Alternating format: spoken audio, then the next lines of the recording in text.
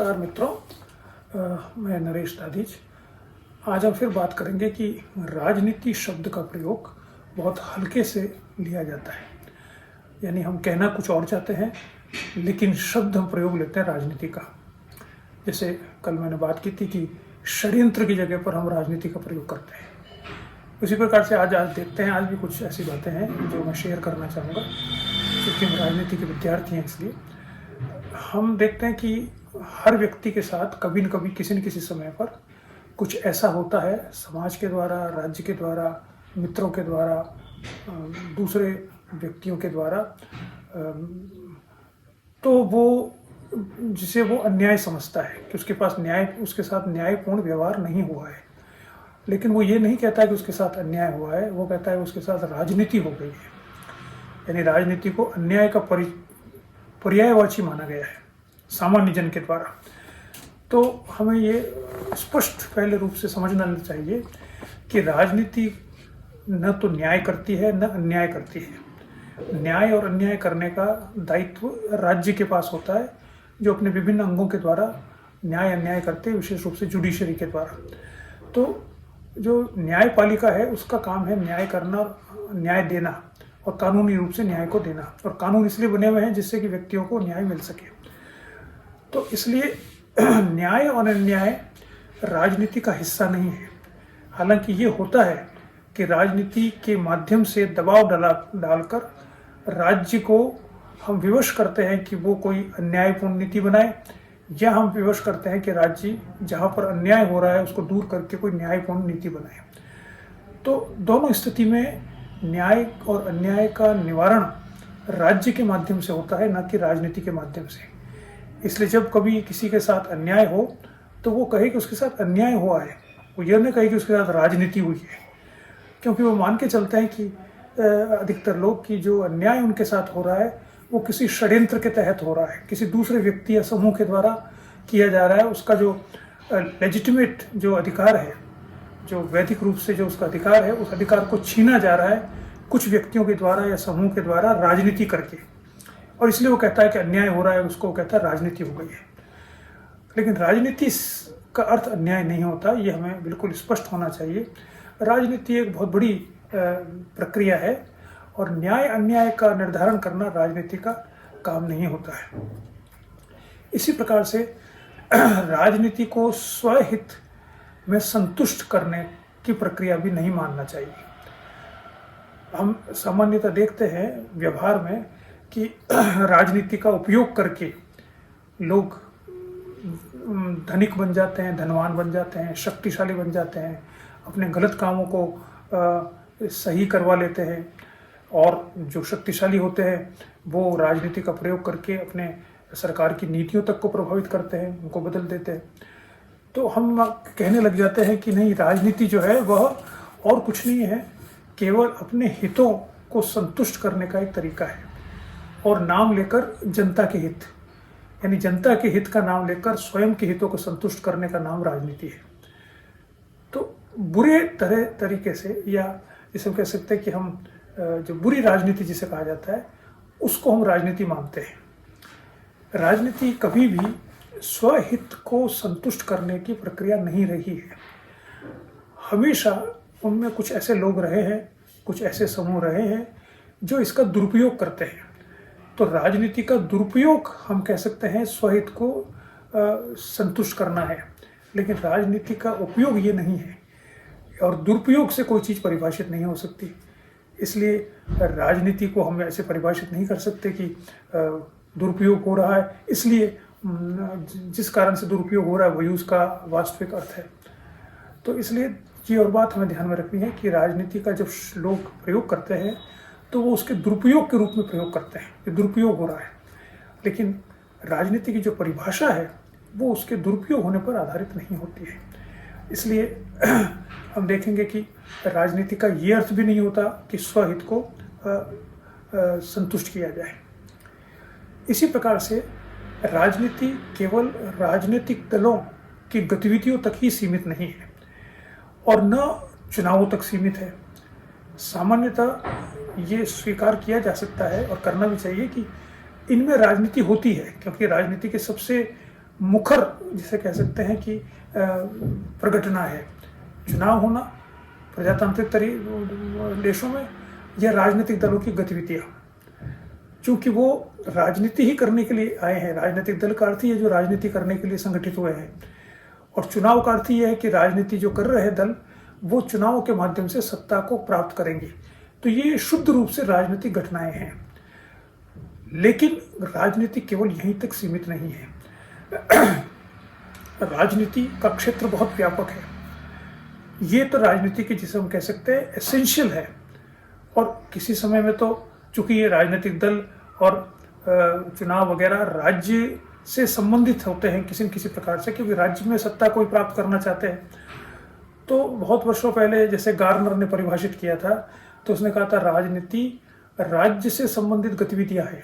यानी राजनीति को उसने इसी रूप में परिभाषित किया कि जो राज्य से संबंधित गतिविधि है वही राजनीति है, इसके अलावा राजनीति कुछ नहीं होती है। राज्य से संबंधित हो सकती है, जो कानूनी प्रक्रिया है वो भी उसमें होती है, कानूनी संस्थाएं उसमें होती है, कानून बनाने की प्रक्रिया भी उसमें होती है, और कानून को लागू करने वाले संस्थाएं और व्यक्ति भी उसी में होते हैं। तो वो सब राजनीति का हिस्सा है। लेकिन आज के संदर्भ में जब हम राजनीति की बात करते हैं तो हमें ये देखना होगा कि राजनीति का क्षेत्र बहुत व्यापक है, और राजनीति केवल राज्य तक सीमित नहीं है, या चुनाव और राजनीतिक दलों तक ही सीमित नहीं है। तो इसलिए राजनीति को परिभाषित करते समय हम ध्यान रखें कि राजनीतिक दल और चुनाव वगैरह तो राजनीति में होते ही हैं, लेकिन राजनीति कहीं भी हो सकती है। राजनीति घरों में हो सकती है, राजनीति धार्मिक संस्थाओं में हो सकती है, राजनीतिक शैक्षणिक संस्थाओं में हो सकती है, राजनीतिक सामाजिक कार्यक्रमों में हो सकती है, राजनीति किसी समूह में हो सकती है, पांच व्यक्ति बैठे हो कहीं पर, वहाँ भी राजनीति हो सकती है।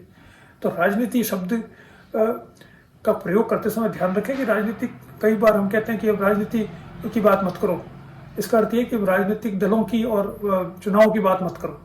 लेकिन बाकी जब हम ये कहते हैं उसके बाद में जो बात करते हैं वो भी राजनीति होती है, क्योंकि वो हम राजनीति की बात कर रहे हैं, सिर्फ चुनावों की और राजनीतिक दलों की नहीं कर रहे हैं। हम दूसरे व्यक्तियों के बारे में बात कर रहे हैं, अपने कलीग्स के बारे में बात कर रहे हैं, अपने साथियों के बारे में बात कर रहे हैं, उनके कार्यकलापों के बारे में बात कर रहे हैं। तो वो भी किसी न किसी रूप में हम उनके राजनीतिक पक्ष का ही हम विश्लेषण करने की बात करते हैं।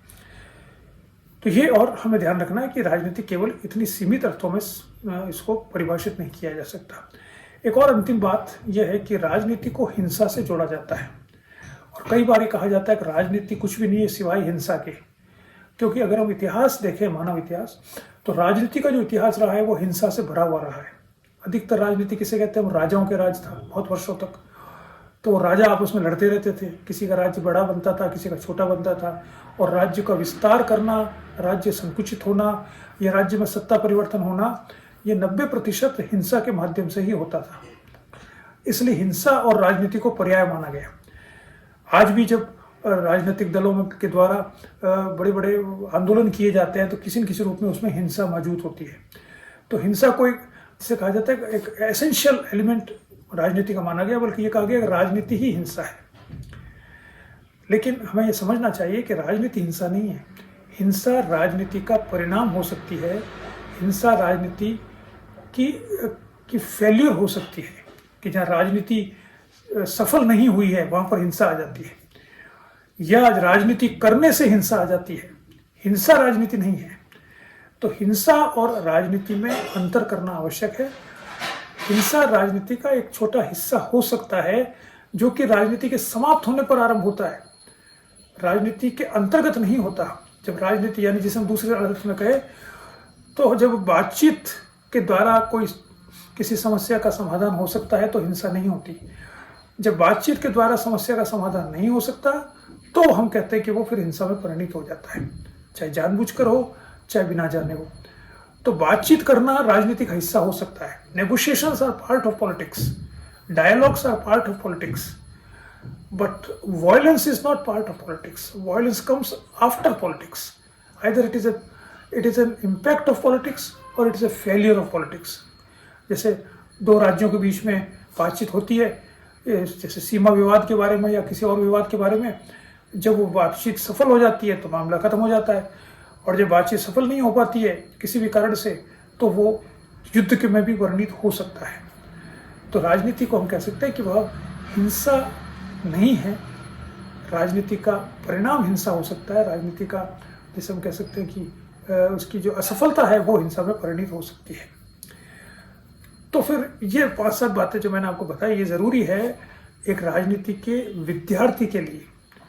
जो राजनीति कर रहे हैं या जो राजनीति का अध्ययन नहीं कर रहे हैं वो तो कैसे भी राजनीति का उपयोग करें शब्द का, लेकिन जो हम विद्यार्थी हैं, जब हम कक्षाओं में जाते हैं, पढ़ते हैं या पढ़ाते हैं, जब हम प्रतियोगी परीक्षाओं में हिस्सा लेते हैं, जब हम कई लेक्चर देते हैं, जब कहीं हम एक राजनीतिक विज्ञानी के रूप में अपने आप को प्रस्तुत करते हैं, तो हमें इस शब्द का, राजनीति शब्द का उपयोग बड़ी सोच समझकर करना चाहिए। हमको इसको हल्के में इसका प्रयोग नहीं करना चाहिए। तो ये 4-5 बातें मैंने आपको बताई जिससे कि ये थोड़ा सा स्पष्ट हो सके कि राजनीति को इनके पर्यायवाची के रूप में काम में नहीं लेना चाहिए। न तो राजनीति षड्यंत्र है, न राजनीति अन्याय है, न राजनीति हिंसा है, न राजनीति केवल राज्यों तक जो है राजनीतिक दलों और चुनावों तक सीमित है, और न राजनीति स्वयं के हितों को साधना है। अब प्रश्न ये उठता है फिर कि राजनीति क्या होती है, जो सबसे महत्वपूर्ण है, क्योंकि हम इस संस्थान के माध्यम से राजनीति का अध्ययन करेंगे, तो पहले समझे तो सही राजनीति क्या होती है। तो राजनीति की एक बहुत ही, हम परिभाषा की तरफ बढ़ेंगे, लेकिन पहले हम देखें कि राजनीति वास्तव में उसका एसेंस क्या है। What is politics? क्या राजनीति एक विचार है? क्या राजनीति एक संस्था है? क्या राजनीति व्यक्ति है? क्या राजनीति प्रक्रिया है? क्या राजनीति समूह है? या राजनीति क्या है राजनीति? तो राजनीति मुख्य रूप से हम देखें तो वह, जिसे हम परिभाषित करें अगर हम, कि politics is a process in society. राजनीति समाज में एक प्रक्रिया है, न केवल समाज में बल्कि it is a process in society और ट्राइब और ग्रुप और institutions and having unique characteristics. प्रक्रिया तो सब में होती है, लेकिन राजनीतिक प्रक्रिया एक विशेष प्रकार की प्रक्रिया होती है, उसकी विशेषताएं होती है। तो वो ये एक सामाजिक प्रक्रिया है या समाज की प्रक्रिया है, समाज में होने वाली प्रक्रिया है। ये जनजाति ट्राइब में भी होती है, यह किसी एसोसिएशन ग्रुप में भी हो सकती है, किसी संस्था में हो सकती है, किसी समूह में हो सकती है, छोटे एक, जैसे मैंने कहा कि फैमिली में भी हो सकती है, परिवार में भी हो सकती है। तो ये एक सामाजिक प्रक्रिया, एक प्रक्रिया है, प्रोसेस है। और इसके प्रोसेस तो बहुत सारे होते हैं, होते ही रहते हैं। हर सामाजिक घटनाएं किसी न किसी प्रोसेस से जुड़ी होती है। शादी वो करें तो प्रोसेस है, मृत्यु होती है तो उसके बाद जो होता है वो प्रोसेस है, हम बातचीत करते हैं वो भी एक प्रोसेस है। लेकिन राजनीति जब हम कहते हैं ये प्रक्रिया राजनीतिक प्रक्रिया है, तो इसका अर्थ होता है कि हम कुछ विशेषताओं की तरफ इंगित कर रहे हैं। अगर वो विशेषताएं उस प्रक्रिया में है तो वो राजनीति, अन्यथा नहीं है। इसलिए इस परिभाषा का से हम आरंभ करेंगे। तो ये इसका आरंभिक बिंदु क्या हुआ कि राजनीति केवल विचार नहीं है। It is not an abstract idea कि हम कह लें कि विचार है। जैसे ईश्वर is an abstract idea, God is an idea, you can say. If you don't believe in God, जो वो करते हैं तो बिलीव उसको छोड़े, तो God is an idea. But politics is not an idea, politics is reality. यह वास्तविकता है। और क्या है वास्तविकता? यह एक प्रक्रिया है। It is not a word, it is not an idea only, it is not an institution, it is not a man, it is not a person, it is a process. ना what do mean by process? Process का अर्थ यह होता है कि जिसमें कुछ हो रहा है जो स्थिर नहीं है, which means it is dynamic. राजनीति कभी भी स्थिर नहीं होती। हम कहते हैं ये अब राजनीति हो गई, अब बात खत्म हो गई। बात खत्म नहीं होती, राजनीति कभी खत्म नहीं होती, हो ही नहीं सकती। वो परिभाषा से खत्म नहीं हो सकती। उसका परिभाषा ये, उसका अर्थ ही है, वो प्रक्रिया है। It is a continuous process, ये चलती रहती है। तो ये खत्म नहीं होती। जैसे हम कहें चुनाव हो गया, वही राजनीति खत्म हो गई। जब चुनाव हो गए तो राजनीति का नया फेज शुरू होगा चुनाव के बाद। जैसे हम चुनाव को देखें, राजनीतिक चुनाव को देखें, चुनाव हो गए, फिर कौन जीते, किसकी पार्टी की सरकार बनेगी, फिर उस सरकार के अंदर कौन मंत्री होंगे, फिर मंत्रियों को कौन से विभाग दिए जाएंगे, फिर उन विभागों को वो कैसे काम करेंगे। ये सारी राजनीति अलग अलग फेजेस की राजनीति है। समाप्त नहीं हो जाती राजनीति केवल इसके कहने से कि अब चुनाव हो गया, बात खत्म हो गई। हमने वो हमारे लिए खत्म हो गई, जो वोटर है उनके लिए खत्म हो गई, लेकिन राजनीति अब दूसरे स्तर पर आरंभ हो गई। तो politics is a process, that is the first thing. कभी भी जब राजनीति के बारे में कोई बात करे तो ये स्पष्ट होना चाहिए कि बोलते समय हम ध्यान रखें कि राजनीति खत्म नहीं होती। राजनीति शुरू कब होती है? ऐसा मजाक में या क्लासिकल तरीके से कहा जाता है कि जहाँ एक व्यक्ति है सिर्फ, वहाँ तो अध्यात्म शुरू होता है, क्योंकि व्यक्ति को अध्यात्म करने के लिए, ईश्वर की वंदना करने के लिए किसी दूसरे की आवश्यकता नहीं होती। जब दो व्यक्ति होते हैं तो समाज शुरू होता है, तो उनमें सामाजिक संबंध होंगे। अगर स्त्री पुरुष हैं तो उनमें संबंध होंगे, परिवार बनेगा, तो वो एक दूसरे के बारे में बात करेंगे, एक दूसरे के दुख सुख को समझेंगे, एक दूसरे की मदद करेंगे, वगैरह वगैरह। और जहाँ तीन व्यक्ति होते हैं वहाँ से राजनीति शुरू हो जाती है, क्योंकि तीन में से जब बात करेंगे तो निर्णय कैसे लेंगे? तो तीन में से दो व्यक्ति एक तरफ होंगे और एक व्यक्ति एक तरफ होगा, तो इसे कहते हैं वो राजनीति हो गई है। तो राजनीति शुरू होती है जहाँ पर तीन व्यक्ति हो, तब राजनीति शुरू हो जाती है। दो व्यक्तियों में राजनीति नहीं होती। दो व्यक्तियों में सामाजिक व्यवस्था होती है प्रक्रिया। तो राजनीतिक शुरुआत तो बहुत पहले से हो गई, आदिम जमाने से राजनीतिक शुरुआत हो गई है।